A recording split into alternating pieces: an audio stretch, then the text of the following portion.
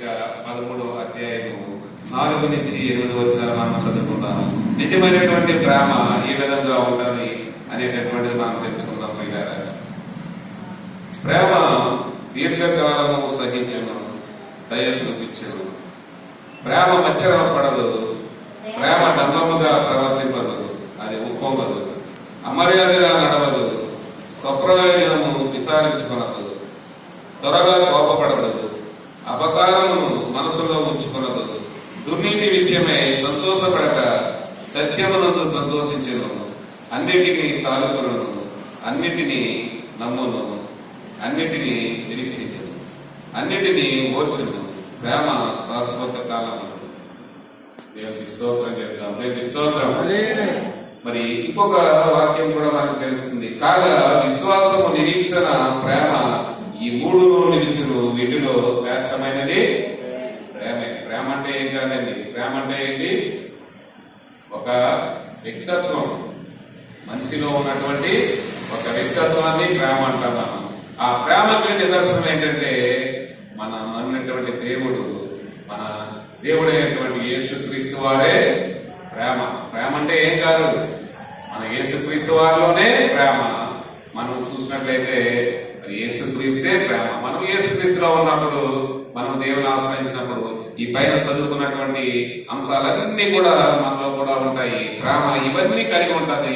ఇది తెలుసుకోలేకే మరి ఈ దినాన్ని మనం గమనించినట్లయితే మన మధ్యలో మనం చూసాము, ఒక యవనస్తుడు క్లాస్ రూమ్ లోకి వెళ్ళి ఆ ఒక అమ్మాయిని కత్తితో, మాంసం నరికేటటువంటి కత్తితో చంపేశాడు.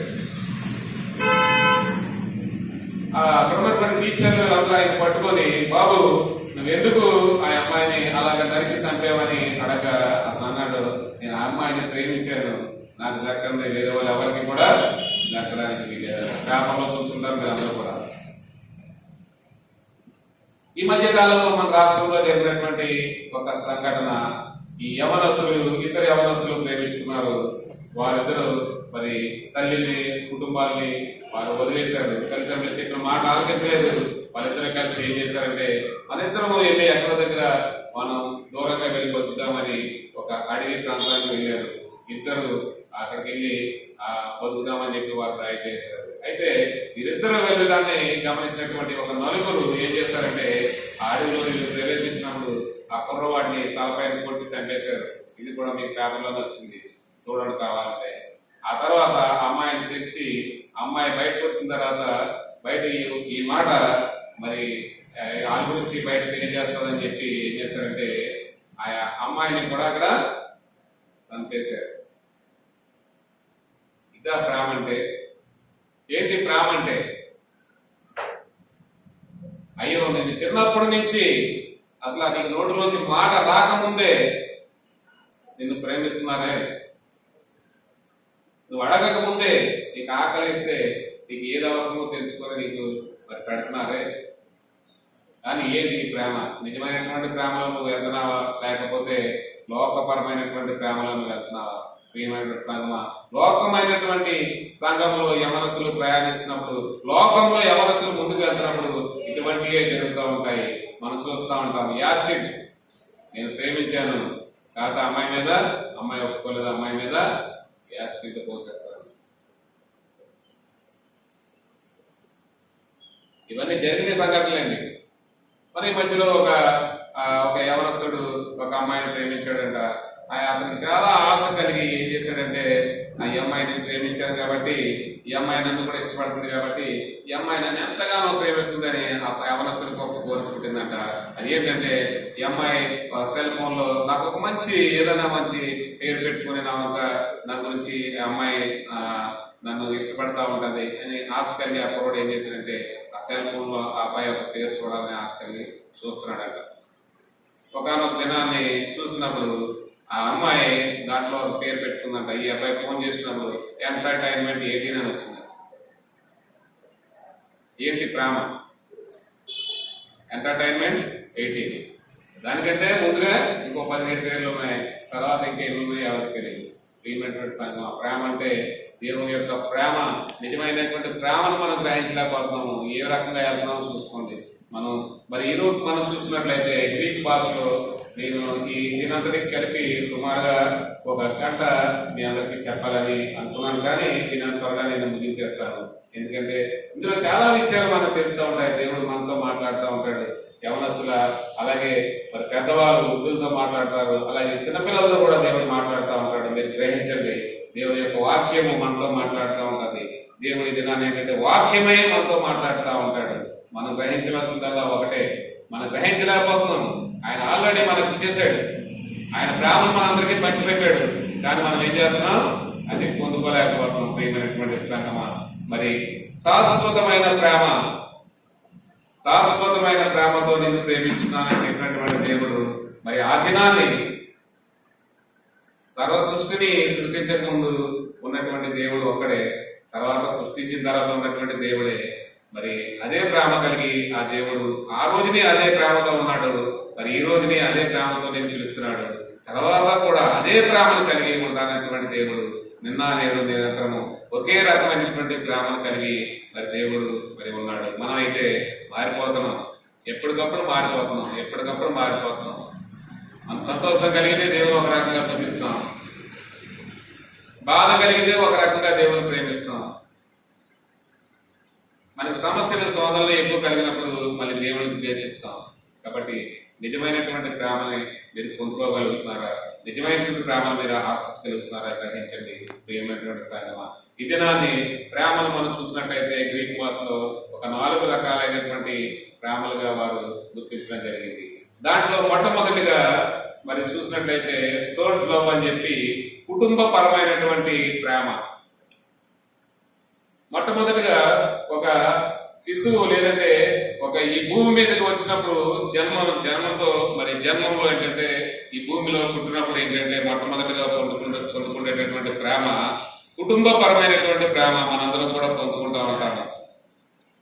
తల్లిదండ్రులు మరి ఆ బిడ్డని చాలా అల్లారముద్దుగా మరి ప్రేమిస్తూ ఉంటారు. కాబట్టి అటువంటి ప్రేమ దేవుడు మనకు చెప్తున్నాడు. దేవుడు ప్రేమస్వరూపి, ప్రేమ లేనివాడు దేవుని ఎదుగడు. ప్రేమ ప్రతి ఒక్కరి దగ్గర ఉంటుందండి, ప్రతి ఒక్కరిలో ఉండాలి. మన క్రైస్తవులు అనగానే మరి చాలా మంది బయట అనుకుంటుంటారు ప్రేమ అంటే ఎక్కడ ఉంటుందా అంటే క్రైస్తవులోనే ప్రేమ ఉంటుంది అంటారు. అవునండి, కానీ మనం ఏం చేస్తూ ఉంటామంటే మన ప్రేమ ఉంటుంది నిజమే. పక్కవాడు అభివృద్ధి చెందినప్పుడు, పక్కవాడు బాగున్నప్పుడు, పక్కవాడు బాధలో ఉన్నప్పుడు ఒక రకంగా చూస్తాం, అయ్యో వాడు పాపం బాధపడతాడు అనుకుంటాం. అదే వ్యక్తి మరి ఎదిగి అభివృద్ధి చెందినప్పుడు మనం ఏమనుకుంటామంటే వాడు ఏదో అభివృద్ధి చెందుతున్నాడు, వాడు ఏ రకంగా సంపాదిస్తున్నాడో ఏంటో అని చెప్పి మనం ఆలోచిస్తున్నాం. మనం అటువంటి ప్రేమ కలిగి మనం ఉంటూ ఉంటాము. మరి నిజమైతే దేవుడు అంటున్నాడు, దేవుడు ప్రేమస్వరూపి, ప్రేమ లేనివాడు దేవుని ఎరగడు. మనం ఎటువంటి ప్రేమ కలిగి ఉండాలంటే శాశ్వతమైనటువంటి ప్రేమ, నిజమైనటువంటి ప్రేమ కలిగి మనం జీవించాలి. మొట్టమొదటిగా మనం చూసినట్లయితే కుటుంబపరమైనటువంటి ప్రేమ. ఈ కుటుంబపరమైనటువంటి ప్రేమ తల్లిదండ్రుల మధ్య ఉంటుంది, అలాగే బిడ్డల మధ్య ఉంటుంది. ఆ బిడ్డను ఎంతో మరి వారు గారాభంగా పెంచి పోషించి పెద్ద చేస్తారు. చివరికి వచ్చేటప్పటికి ఏమవుతాడు? తల్లిదండ్రులు తీసుకెళ్ళి ఎక్కడ పెడతాడు? అనాథాశ్రమాలు వచ్చాయి, మధ్యలో ఓల్డ్ ఏజ్ హోమ్స్ వచ్చాయి. తల్లిదండ్రులు భారం అయిపోతారంట. అది మనకి ఇప్పుడున్నటువంటి సంస్కృతి మారిపోతుంది. మరి బిడ్డలు గ్రహించాలి, యవనస్తులు గ్రహించాలి, అలాగే పెద్దలు గ్రహించాలి. నీ బిడ్డల వల్ల నువ్వు ప్రేమ కలిగి జీవించినట్లయితే నీ బిడ్డలు కూడా నీ ఎడల ప్రేమ కలిగి జీవిస్తారు.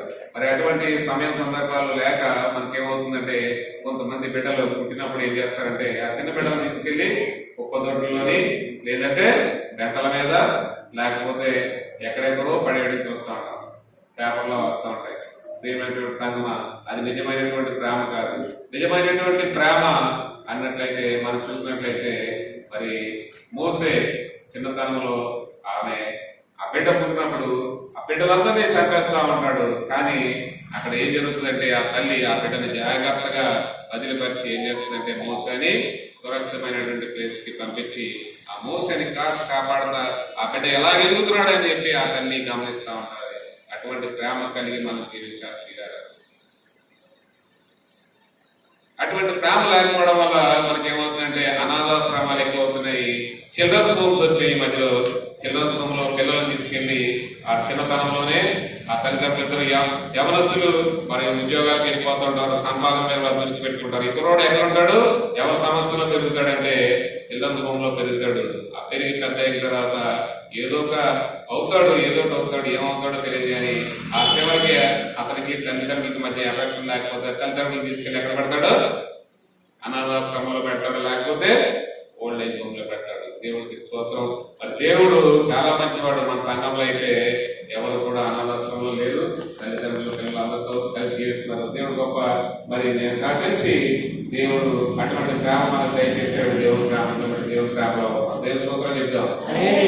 దేవుడికి స్తోత్రం. మరి రెండవదిగా మనం గమనించినట్లయితే పిలియోలో ఉన్నది ఏంటంటే బంధువులు స్నేహితుల మధ్య ఉంటా ఉంటారు. ఎక్కువగా మనం గమనిస్తూ ఉంటాము. స్నేహం అంటేనే జీవితం, స్నేహం అంటే ప్రేమ అంటూ ఉంటారు చాలా మంది. కానీ మనం గమనించినట్లయితే నిజమైనటువంటి స్నేహం ఎలాగా ఉండాలంటే మనం చూసినట్లయితే మరి దావీదు యోనాతాను సౌలు యొక్క కుమారుడు దావీదు, వీళ్ళిద్దరూ ఫ్రెండ్షిప్ ఎలా ఉంటుందంటే మరి యోనాతాను ఎంతగా తగ్గించుకుని దేవుడితో మరి ఆ దేవుళ్ళని తగ్గించుకుని ఏం చేస్తాడంటే దావీదుని సహకరిస్తాడు. సౌలు మరి దావీదుని సంహరించాలని మరి ఆ ప్లాన్ చేస్తున్నప్పుడు ఏం చేస్తాడంటే యోనాతాను ఆ విషయాలన్నీ తీసుకెళ్లి దావీదుని చెప్పి దావీదుని కాపాడతాడు. ఏంటంటే ఇదంతా కూడా ఒక మంచి స్నేహం. మరి ఈ రోజుల్లో కూడా స్నేహాలు ఉంటాయి. స్నేహం అంటే ఏం చేస్తారంటే ఆ తల్లిదండ్రుల మీద లేని విషయాలు చెప్పడం, లేదంటే ఆ బిడ్డల చదువు సంఖ్యలో ఏం కాదు, ఇవేముంది, చెడు స్నేహాలు ఎక్కువైపోయినాయి, చెడు పరిచయాలు ఎక్కువైపోయినాయి. దీంతో ఏం జరుగుతూ ఉంటుందంటే బిడ్డలు నెమ్మదిగా దేవుడికి తొలిగిపోయి ఏం చేస్తూ ఉంటారంటే క్లాసుల వైపు వెళ్ళిపోతా ఉంటారు. మొట్టమొదటిగా వారు టీ తాగడం మొదలు పెడతారు. ఈ పరిచర్య కొద్దిగా వాళ్ళ పరిచయం పెరిగి ఏమవుతుందంటే ఆ టీతో పాటు సిగరెట్కి వెళ్తుంది, సిగరెట్ నుంచి మందుకు వెళ్తుంది. ఇలాగ పెరిగి ఏం చేస్తారు, వాళ్ళు దేవుడు సన్నిధిలో రావడానికి ముందుకు రారు. అక్కడ వరకు వస్తారు.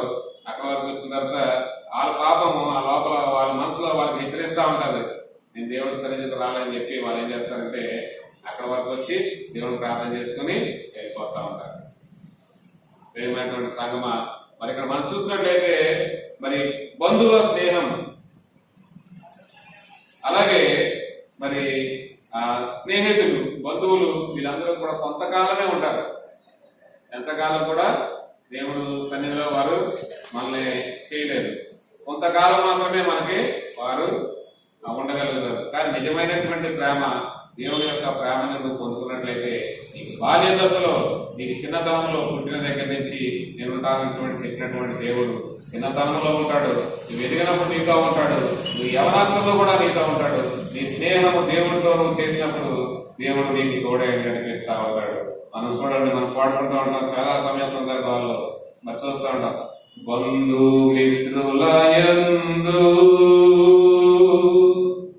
వెలుగుచున్న ప్రేమ దీపము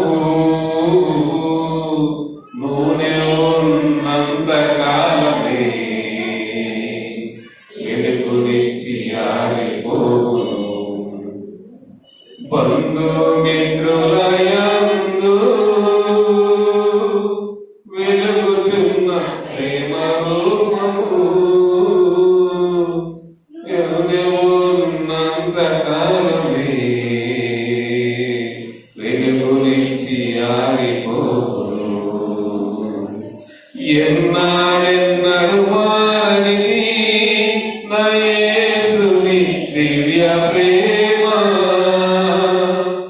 ఎన్నాడెన్నడు మారనిది నా యేసుని నిత్య ప్రేమ. ప్రేమ యేసుని ప్రేమ, అది ఎవ్వరు కొలువలేనిది.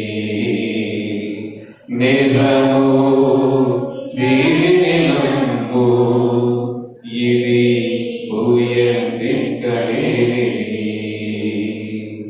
తల్లిదండ్రుల ప్రేమ నీడవలే నటించును,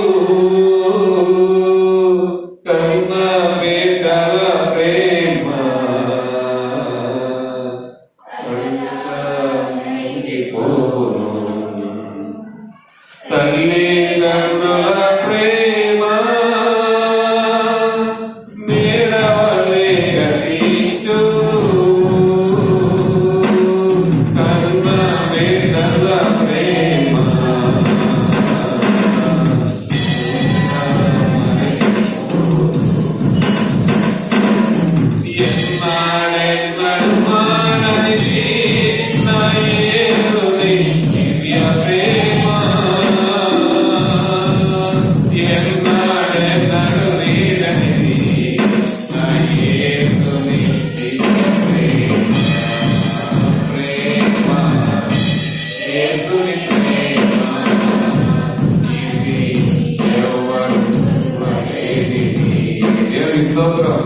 మరి ఇక్కడ మనం చూసినట్లయితే తల్లిదండ్రుల ప్రేమ కన్న బిడ్డల ప్రేమ గతించిపోతుంది కానీ దేవుడు ప్రేమ గతించిందని చెప్పినాడు. దేవునికి స్తోత్రం. అలాగే మరి బంధుమిత్రుల ప్రేమ అలాగే స్నేహితుల ప్రేమ కూడా గతించిపోతుంది. మనం గమనించినట్లయితే friend FREND friend best friend, అలాగే గర్ల్ ఫ్రెండ్ బాయ్ ఫ్రెండ్. ఏ ఫ్రెండ్ లో చూసినా సరే ఎండ ఉంటుంది. ఇయ్యండి ఏంటంటే అయిపోతుంది, ఏదో ఒక రోజుని అది అయిపోతుంది, ఎండ్ అయిపోతుంది. కానీ దేవుని యొక్క ప్రేమ ఎప్పుడు కూడా ఎప్పుడు ఆ చిన్న బిడ్డ దగ్గర నుంచి ఆ పెద్దవారి వరకు ఎప్పుడు కూడా తోడేగా నడిపించేది. నీ ఒంటరిగా ఉన్నప్పుడు, నీ వివాహం అయిన తర్వాత నీ కుటుంబంలో నువ్వు స్కూల్కి వెళ్తున్నప్పుడు, కాలేజీకి వెళ్తున్నప్పుడు, లేదంటే నువ్వు పనులు చేసుకున్నప్పుడు నీకు తోడైనటువంటిది నీ స్నేహితులు తోడు రాలేదు, నీ తల్లిదండ్రులు తోడు రాలేదు, నీ బిడ్డలు తోడు రాలేదు. నీకు ముందు వచ్చినప్పుడు నీవు మరి ఒంటరిగా జీవించవలసి వచ్చినప్పుడు నీకు తోడైనటువంటి ప్రేమ యేసు ప్రేమ. దేవుని స్తోత్రం. హల్లెలూయా. మనం 3వదిగా చూసినట్లయితే 20లో ఇది చాలా మరి శారీరక సంబంధమైనటువంటిది, అలాగే మోహముతో కూడుకున్నటువంటి ప్రేమ. ఇవన్నీ కూడా గ్రీక్ ఫిలాసఫీలో ఏం జరిగిందంటే ఈ ప్రేమను 3 రకాలుగా వివరించారు. ఆలకించాలమ్మా, సత్య గారు కూడా శ్రద్ధగా ఆలకించారు. ఇది ఈ రోజు మనం చూసినట్లయితే మనము 2వ సమయాల గ్రంథంలో 13 నుంచి 23 వచనాల్లో మనం చూసినట్లయితే మనము గమనించగలము. ఇది దేవుడు చెప్పాడు, మనిషి ఒంటరిగా ఉండడం దేవుడికి ఇష్టం లేదు కాబట్టి వివాహము అన్ని విషయాల్లో ఘనమైనది. కానీ ఇక్కడ అప్పటి వరకు దేవుడు ఏం చెప్పాడంటే మనుషులు ఒంటరిగా ఉండొద్దు, వివాహం చేసుకోవద్దని దేవుడు చెప్పలేదు. దేవుడు వివాహం అన్ని కార్యాల్లో ఘనమైంది, వివాహం చేసుకోవాలి, స్త్రీ పురుషులు కలిసి ఉండాలి, ఒక వివాహ బంధము ద్వారా మరి ఏర్పాటు చేయబడి ఉండాలని దేవుడు చెప్పాడు. కానీ వివాహానికి ముందు మరి మనల్ని ఇతరులతో సంబంధాలు కలిగి ఉండమని చెప్పలేదు, ఇతరులని మనం ప్రేమించమని దేవుడు మనకి చెప్పలేదు. కానీ మనం చూసినట్లయితే మరి చాలా బయట జరిగేదంతా కూడా మరి వివాహాలకు ముందు జరిగేటటువంటి ఈ కార్యక్రమాలు, ఈ ప్రేమ అనేటటువంటి ఒక అట్రాక్షన్ లో జనాలందరూ కూడా దాంట్లో పడిపోయి మరి ఏం చేస్తున్నారంటే తల్లిదండ్రులను మోసపించి అలాగే కుటుంబాన్ని విడగొట్టుకొని వాళ్ళు ఏం చేస్తున్నారంటే మరి ఉరిశిక్షలు, అలాగే వాళ్ళు ఏం చేస్తున్నారంటే చాలా మంది ఆత్మహత్యలు చేసుకుంటున్నారు. ఆత్మహత్యలు చేసుకుని వారి జీవితాన్ని పోగొట్టుకుంటారు. ఇక్కడ మనం చూసినట్లయితే దావీదుకి ఒక కుమారుడు ఉన్నాడు. ఆ దావీదు కుమారుడు పేరు అమ్నోను. అలాగే దావీదుకి మరి ఇంకొక కుమారుడు ఉన్నాడు, అతని పేరు అబ్సలోము. అతనికి ఒక సహోదరి ఉంది, ఆమె పేరు తామార్. ఇది బైబిల్లో ఉన్నటువంటి వాక్యాన్ని మీకు లోక సంబంధమైనది కాకుండా నేను బైబిల్లో ఉన్నటువంటి మరి కథ మీకు ఇది నేను వివరించేస్తున్నాను మీకు. చూడండి, ఈ అమ్నోను ఏం చేశాడంటే ఆ తామారుని మోహించాడు. ఇప్పుడు జరుగుతున్నటువంటి సంఘటనలు మీరు అర్థం చేసుకోండి. ఏది ప్రేమ, ఏది మోహం. మోహానికి ప్రేమకి చాలా వ్యత్యాసం ఉందండి. ప్రేమ అనేది మనం ఇందాక చదువుకున్నాం, దీర్ఘ శాంతాన్ని ఇస్తారు. అది ఏం చేస్తా ఉంటుందంటే అది కోపం. దీర్ఘ శాంతం అంటే కోపం రాదు. ఒక కుర్రవాడు చాలా అల్లరి చేస్తా ఉంటాడు. ఆ కుర్రవాడు కొన్ని సమయ సందర్భాల్లో తండ్రి హెచ్చరించినప్పుడు తండ్రి మీద తిరగబడి తండ్రిని కొట్టడం కూడా జరుగుతుంటుంది. ఎత్తే కుర్రవాడు అంటాడు. లేదంటే తండ్రిని ఏదో ఇచ్చుకొని ఆ తండ్రి మీద విసరడం జరుగుతుంటుంది, లేదా తల్లి మీద విసరడం జరుగుతుంటుంది. కానీ అక్కడ వాళ్ళు ఏం చేస్తారు, ఆ తల్లిదండ్రులు ఇద్దరు తిరిగి ఆ కుర్రవాడు పడతారా? ఆ కుర్రోడు మీద ఉన్నటువంటి ప్రేమతో ఏం చేస్తారంటే వాడి ఇచ్చిన దెబ్బ తగిలినప్పుడు కూడా ప్రేమగా చూస్తారు. ప్రేమ ఏం చేస్తుందంటే దీర్ఘ శాంతాన్ని ఇస్తుంది. అంటే శాంతం వాడు చాలా తెలిసి తెలియనటువంటి మాటల్లో చాలా మాటలు మాట్లాడుతూ ఉంటాడు. అయినప్పటికీ కూడా ఈ ప్రేమ ఏం చేస్తా ఉంటదంటే అక్కడోడు మాట్లాడే మాటలు వాడు ఏ విధంగా పలుకుతున్నాడు అని చెప్పి అదే గమనిస్తూ ఉంటాం. కానీ మనం ఏం చేస్తా ఉంటామంటే అక్కడోడు ఆ బూతులు మాట్లాడుతున్నాడా లేకపోతే మళ్ళీ తిడుతున్నాడా అన్నది పట్టించుకోం. ఆ కొంతమంది చూస్తూ ఉంటాండి, అక్కడోడు తిట్టే తిట్లు కూడా మళ్ళీ తిట్టించుకొని సంతోషపడతా ఉంటారు. పెద్దవాళ్ళ విషయాలు చాలా సమయ సందర్భాల్లో నేను గమనించాను. అక్కడోడు తిడతా ఉంటే మా అబ్బాయి నన్ను ఇలా తిట్టాడయా, మా మనవడు నన్ను ఇలా తిడుతున్నాడయా, మా మనవరాలు ఇలాగ అంటుంది, నన్ను ఇప్పుడు గురించి ఎవడలేదు కానీ నా మనవరాలు అలాగంది అంటా ఉంటారు. మనం నిత్య జీవితంలో గమనిస్తూ ఉంటారు. అది అటువంటి ప్రేమ. ఇక్కడ చూసినట్లయితే ఇక్కడ ఈ అమ్నోను ఏం చేశాడంటే ఆమెని మోహించి ఏం చేశాడంటే ఒక రోజు ఒక కపటమైనటువంటి అతనికి ఒక అనారోగ్యం వచ్చింది, లేదంటే జ్వరం వచ్చిందని ముసుగు పెట్టి పడుకొని ఏం చేశాడంటే తండ్రి అతని దగ్గరికి వెళ్ళి మరి దావీదు వారిని అడిగినప్పుడు ఏమన్నాడంటే ఆ తండ్రితో అంటున్నాడు, అక్కడ ఏమైందంటే అమ్నోనికి ఒక స్నేహితుడు ఉన్నాడు, అతని పేరు యోహానాదాబు. అతను ఏం చేశాడంటే ఇతనికి ఒక ఐడియా ఇచ్చాడు. ఐడియా ఇచ్చిన ప్రకారం ఏం చేశాడంటే మీరు అబ్నోను అనారోగ్యంతో పడుకున్నాడు, తండ్రి వచ్చాడు. తండ్రి వచ్చినప్పుడు ఏం బాబు ఎలా ఉన్నావా కానీ మరి ఇతని మనసులో ఒక రకమైనటువంటి భావం పెట్టుకున్నాడు. పైకి నటిస్తా ఏమంటున్నాడంటే అనారోగ్యంగా చెప్తున్నాడు. మనం ఇప్పుడు కూడా చాలా సందర్భాల్లో పిల్లలు స్కూల్కి వెళ్ళాలనుకున్నప్పుడు, లేదంటే పిల్లలు చేయకూడదు పని చేసినప్పుడు, లేదంటే వాళ్ళకి ఇష్టం లేనప్పుడు మన అంటా ఉంటారు నాకు జ్వరం వచ్చింది నీరసంగా నేను చేయలేకపోతానంటారు. ఇవన్నీ ఎప్పుడు జరుగుతుంటాయంటే కపటమైనటువంటి ప్రేమ కలిగినప్పుడు, మరి మోసం చేసేటటువంటి మనస్తత్వం కలిగినప్పుడు జరిగేటటువంటి ఇవన్నీ జరుగుతూ ఉంటాయి. వీడు పడుకున్నప్పుడు తండ్రి వచ్చి అడిగాడు, ఏంటి నాయన నీకు ఎలా ఉన్నావంటే అంటే అప్పుడు అన్నాడు, నాకు అనారోగ్యంగా ఉంది, తామారు సహోదరి చెల్లి వచ్చి నాకు 2 రొట్టెలు చేసి పెట్టినట్లయితే నేను తిని మరి రెస్ట్ తీసుకుంటానని చెప్పడం జరిగింది.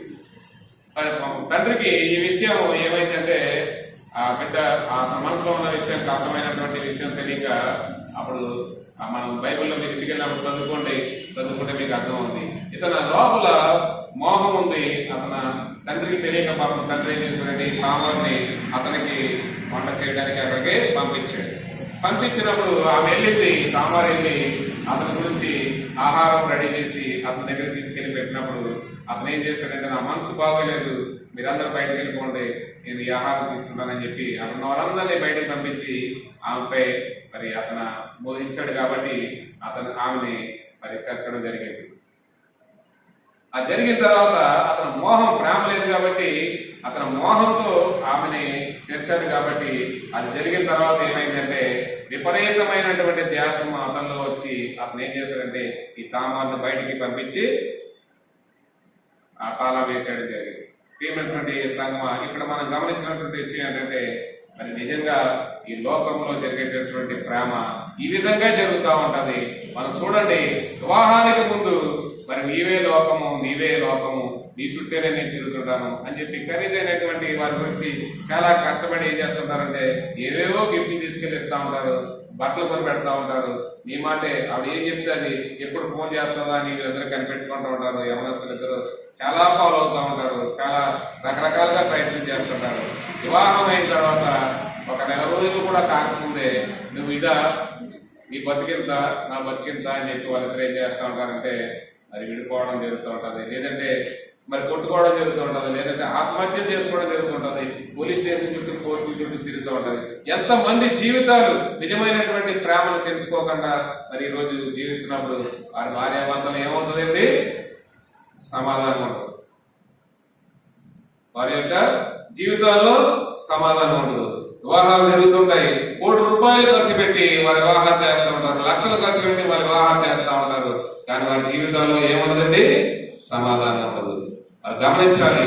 అమ్నోను, మరి ఇక్కడ అమ్నోను వంటి మోహకమైనటువంటి వారి యొక్క ప్రేమ, అది ప్రేమ కాదు, అది మోహకరమైనటువంటి మరి ఇదిగా మనం గమనించాలి. మరి చివరిగా మనం చూసినట్లయితే మరి అగాపేలో దీని దేవుని ప్రేమ అంటారు. యేసుక్రీస్తు ప్రేమ. అగాపే ప్రేమ అంటే యేసుక్రీస్తు ప్రేమ. మనం గమనించాలి. మరి ఇక్కడ ఈ ప్రేమ ఎటువంటిదో మనం గమనించాలి. ఈ ప్రేమ ఎటువంటిది అంటే అతని స్వరూపంలో దేవుడు మనం ప్రేమించాడు కాబట్టి దేవుడు ఏం చేశాడంటే దేవుని స్వరూపంలో మనం తయారు చేసుకున్నాడండి. దేవుని స్తోత్రం చెప్దాం. దేవుని స్తోత్రం. హల్లెలూయా. ఈ ప్రేమ చాలా గొప్పది. ఈ ప్రేమ వెలలేనిది. ఈ ప్రేమ ఎటువంటిదంటే మనం ఇక్కడ చూస్తున్నాం కదా, డంబము లేనిది. అది ఉప్పొంగదు. అది ఉప్పొంగదండి. ఈ చిన్న ప్రేమలో ఒక చిన్న గిఫ్ట్ తీసి ఒక సెల్ ఫోన్ కొనివ్వగానే అయ్యో నా బాయ్ ఫ్రెండ్ కొనిచ్చాడు, లేదంటే నా గర్ల్ ఫ్రెండ్ కొనిచ్చిందని ఉప్పొంగుతాడు. కానీ ఈ ప్రేమ, నిజమైనటువంటి ప్రేమ ఏ రకంగా ఉండదంటే ప్రాణం తీసేటటువంటి ప్రేమ కాదు. నిజమైనటువంటి ప్రేమ ప్రాణం తీసేటటువంటి ప్రేమ కాదు. అది యాసిడ్లు జరగవు. యాసిడ్ చేస్తారా? నిజమైనటువంటి ప్రేమే కాదు. అలాగే మరి మోసం చేస్తారా? మోసం చేసేటటువంటి ప్రేమ కాదు. చివరి వరకు వివాహంలో మనం చెప్తాం, నిన్ను చివరి వరకు జీవితాంతము నీతో పాటు నేను సమాధానం కలిగి జీవిస్తానని. అది మనం అనుకోకుండా ఏం చేస్తామంటే వివాహాల్లో రోజే మనం మాట్లాడుకుంటూ ఉంటాం. పాస్టర్ గారు చెప్తా ఉంటారు, ఆ రోజు ఎవరు ఆలకించరు, పెళ్లి తిరుగుతూ ఉంటారు. పాస్టర్ గారు అన్ని విషయాలు మంచిగా చెప్తా ఉంటారు, కానీ ఎవరు ఆలకించరు. పెళ్లి కొడుకు పెళ్లి కూతురు ఆడవాళ్ళు ఉంటారు, మిగతా వాళ్ళందరూ భోజనాలు ఆడవాళ్ళు ఉంటారు, ఓ పక్కన పాటలు పాడేవాడు పాటలు ఆడవాళ్ళు ఉంటాడు, ఓ పక్కన వాక్యం చెప్పేవారు వాక్యం ఆడవాళ్ళు ఉంటారు, ఈ పక్కన పెళ్లి కూతురు ఆ తల చనిపోతుందని ఉంటుంటాడు. ఇలా వీడియో వాడు మధ్య మధ్యలో వచ్చాడు, ఏం చేస్తుంటే కూరపైకి పెట్టి కూర కింద దించుంటుంటాడు.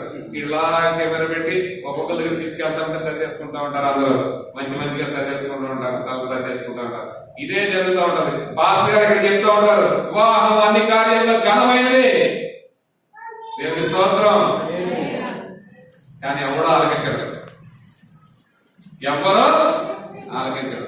అయ్యా ఇది మొదలుకొని నీ భార్యని నువ్వు విడిచిపెట్టి ఉండకు. ఇది మొదలుకొని నీ భర్తతో నువ్వు ఎప్పుడు కూడా ఎడబాయకుండా జీవించాలని పాస్టర్ గారు చెప్తుంటారు. పాస్టర్ గారు మాట పాస్టర్ గారిదే. ఈ లోపల వాడు వస్తాడు, ఆ పెళ్లి కూతురు తాలూకు ఇలాగా అన్నారు, ఆ పెళ్లి కొడుకు పెళ్లి కొడుకు అని చెప్పి ఇలాగా మనకి ఇచ్చేస్తున్నాడు అని చెప్తారు. ప్రేమైనటువంటి సంఘం ఇలాగే జరుగుతూ ఉంటుంది. మనం ఆ అసలైనటువంటి వాక్యాన్ని మనం గ్రహించలేకపోతూ ఉంటాం. మనం చూసినట్లయితే మరి ఈ ప్రేమ శాశ్వతంగా ఉండాలి. నిజమైనటువంటి ప్రేమ మనం అనుకుంటా ఉంటాము. చాలా మంది అంటుంటారు, నేను దేవుని ప్రేమిస్తున్నాను అంటారు. నిజమేనండి, దేవుడు మనం ప్రేమిస్తున్నాం. దేవుడు మనం ప్రేమిస్తున్నాం. ఎంతమంది దేవుని ప్రేమిస్తున్నారు? దేవుని స్తోత్రం. మనం దేవుని ప్రేమిస్తున్నామంటే, మనందరం కూడా దేవుని ప్రేమిస్తున్నాం, ఇప్పుడు దేవుని ఆదరిస్తున్నామంటే దేవుని యొక్క ఏర్పాటు నీ ఒక్కదానివే కాదు. ఇక్కడ నీ సంఘంలో, నీ కుటుంబంలో నీతో పాటు అనేక మంది ఉన్నారు. కానీ దేవుడు ఇక్కడ నేను ఒక్కదాన్ని ఎందుకు పిలుచుకున్నాడు? దేవుని సన్నిధిలో నేను ఎందుకు వచ్చినాడు? దేవుడు నిన్ను ప్రేమిస్తున్నాడు. చూద్దాం. మనం ఇక్కడ మొదటి యోహాను సువార్త 4:10 ఉంటది. మొదటి యోహాను 4:10. మనము దేవుని ప్రేమించదేమని కాదు, తానే మనల్ని ప్రేమించి మన పాపములకు ప్రాయశ్చిత్తమయ్యుటకు తన కుమారుని పంపాను. దేవుని స్తోత్రం చెప్తాం. దేవుని స్తోత్రం. హల్లెలూయా. దేవుడు తను ఏం చేశాడంటే మరి అతనే మనల్ని ప్రేమించాడు. అతను మనల్ని ప్రేమించి ఏం చేశాడంటే అతని కుమారుణ్ణి మనకే రక్షణ కొరకు పంపించాడు. అటువంటి ప్రేమ మరి ఈ రోజు మనం కలిగి ఉన్నాము. క్రైస్తవులుగా మనం చెప్పుకుంటా ఉంటాం. దేవుడు ఏమంటున్నాడంటే నన్ను పోలి నడుచుకోండి, యేసును పోలి మనం నడుచుకోవాలంటే ఆయన కలిగి ఉన్నటువంటి ప్రేమ, అటువంటి ప్రేమ ఏ విధంగా ఉంటుందంటే ప్రేమ దీర్ఘకాలము సహించును. అది దయ చూపించేటటువంటి ప్రేమ, దయ చూపించాలి అది. అంతేగాని మోసం చేయకూడదు, వారి గురించి అబద్ధం ఆడకూడదు, వారిని ఇబ్బంది పెట్టకూడదు, వారిని మనము అన్యాయంగా మాట్లాడకూడదు, అలాగే వారిని ఇబ్బంది పెట్టకూడదు. అటువంటి ప్రేమ, నిజమైనటువంటి ప్రేమ కలిగినప్పుడు మనం ఎలా ఉంటామంటే, మన సంఘంలో, మన పొరుగు వారితో, మన కుటుంబంలో మనం ఎలా ఉంటామంటే చాలా సమాధానం కలిగి మనం జీవిస్తూ ఉంటాము. మనకి అసలు సమస్య అన్నదే మనకి కనబడదు. ఎప్పుడైతే నీ పొరుగు వారితో నువ్వు సమాధానం కలిగి, నీ ఇంటి పక్క వారితో నువ్వు సమాధానం కలిగి ఉన్నావో, అతను చేసే పనులన్నీ నీకు ఎలా కనబడతాయంటే నీకు మంచిగానే కనబడతాయి. ఎప్పుడైతే నువ్వు నిజమైన ప్రేమ కలిగి లేవో, అప్పుడు చూసినప్పుడు వారు ఏమి చేసినా సరే నీకు ఎలా కనబడతా ఉంటుందంటే ప్రతిదీ కూడా తప్పుగా కనబడతా ఉంటుంది. నిజమే, వాళ్ళు ఎంతో కష్టపడి వారి కుటుంబాన్ని పట్టుకుంటా ఉండొచ్చు, లేదంటే వారి గృహాన్ని నిర్మించుకుంటా ఉండొచ్చు, కానీ నీకేమవుతా ఉంటుందంటే మనలో నిజమైన ప్రేమ లేనప్పుడు అతనేదో అక్రమంగా సంపాదించి కట్టేసుకుంటున్నాడు అని చెప్పి ఆ తలపు నీలో ఉంటుంది తప్పితే, నీకు నిజమైనటువంటి ప్రేమ లేనప్పుడు ఏంటంటే ఈ సహోదరుడు నీ పక్క బాధపడుతున్నాడు అనేటువంటి, ఆయన బాగుపడుతున్నాడు అనేటువంటి ఒక ఇది ఉండదు. కాబట్టి నిజమైనటువంటి ప్రేమ అంటే ఇది. దేవుడు లోకాన్ని ఎంతగానో ప్రేమించాడు. అప్పుడు ప్రేమించాడు. దేవుడు ఎప్పుడున్నాడండి? లోకమంతా లేకముందు దేవుడు ఉన్నాడు, ఇప్పుడు ప్రేమిస్తూనే ఉన్నాడు. నిజంగా కరోనా వచ్చింది. కరోనా వచ్చిన తర్వాత దేవుడు గొప్పలేదంటే ఏమవుతుంది? మొత్తం అందరూ తుడుచుకోబోతారు, చాలా మంది చనిపోతారు. కానీ దేవుడి కృప మనందరిపైన ఉంది. దేవుడు మనల్ని ఎంతగానో ప్రేమిస్తున్నాడు. ప్రేమైనటువంటి సంగమా, ఇక్కడ నిన్ను, నన్ను, ఇప్పుడు మనందరినీ, చిన్న బిడ్డ మొదలుకొని మరి వృద్ధుల వరకు కూడా దేవుడు కృపతో అనిపిస్తుంది. మీరందరూ గమనించాలి. ఒక తల్లిదండ్రులు ఒకనొక కొంతకాలం మాత్రమే నీతో ఉండగలరు. నా తర్వాత తల్లిదండ్రులు నీతో రారు. నీ బిడ్డలు కొంతకాలం వరకే నీతో ఉండగలరు, వారి తర్వాత నీతో రారు. నీ స్నేహితులు కొంతకాలం మాత్రమే నీతో ప్రయాణించగలరు, కొంతకాలం మాత్రమే నీతో మరి వాళ్ళు సహాయం చేయగలరు. కానీ నిన్న నేడు నిరంతరము నీతో ఉన్నవాడు దేవుడు. నిన్న నేడు నిరంతరం నీతో ఉన్నవాడు దేవుడు. అందుకనే మనం అంటాం, ధరలో నీ ప్రేమలన్నీయు స్థిరము కాదు కలిగిపోదు. ప్రేమలన్నీ ఏది స్థిరం కాదు. నీ స్నేహితుడి ప్రేమ స్థిరం కాదు, నీ తల్లిదండ్రుల ప్రేమ స్థిరం కాదు, నీ బిడ్డల ప్రేమ స్థిరం కాదు. కానీ స్థిరమైనటువంటి ప్రేమ క్రీస్తు కలువరి